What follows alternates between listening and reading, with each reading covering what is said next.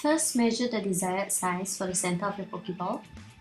Cut it out on a piece of scrap paper before tracing it over your Christmas ornament ball. Fine-tune the tracing a little bit, and then after using a pair of small scissors, use a lighter, heat up the scissor blades, and then after that just melt the plastic with it. My suggestion would be to cut and melt the plastic a little bit by a little bit because you don't want to make any major mistakes and cut a whole chunk of plastic out by accident. Using a file, just file all the uneven surfaces that will potentially scratch your hand. I'm also going to go a step further and take a spoon, heat it up again, and then use the round surface of the spoon to kind of like melt the plastic down to smoothen it out.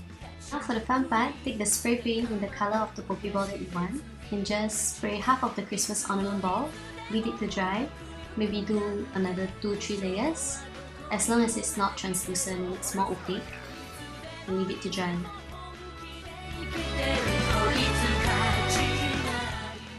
Next, I'm using an insulation tape to just line the center of the Pokeball, and then I'm also fine-tuning it with a permanent marker. From this part onwards, I'm basically doing prep. I'll just get whatever scrap materials I can from home, and then here I'm using a toilet roll to just cut it up to the size and the height that I want.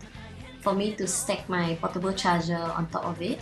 Just tape it down with a whole bunch of insulation tape, and then I'm taking a piece of foam, cutting it to the width of my portable charger, which is really small, and then I'm cutting a circle out of it, and again just anyhow taping it so that it stays, and I don't really care how it looks like on the inside. I just kind of need the portable charger to face the entrance of the Pokeball, and that's good enough. At this point, you just do whatever you need to get your portable charger to be stable inside the Pokeball. I also taped a magnet on the top half of my Pokeball, and I'll show you guys why later.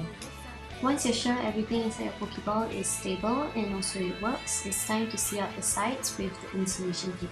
As for the magnet earlier, I'm using it because I want to place like a little knob or a button on top of my Pokeball to make it look like the real thing.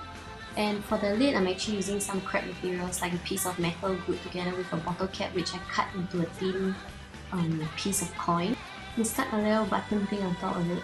So that's it. This is how I DIY'd my own Pokeball charger, and it's very time consuming, but I guess for Singaporeans we have a lot of time because Pokemon Go isn't coming to Singapore yet.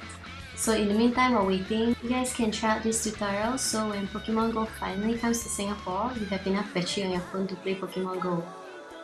Yep. Okay, bye! Thank you for watching!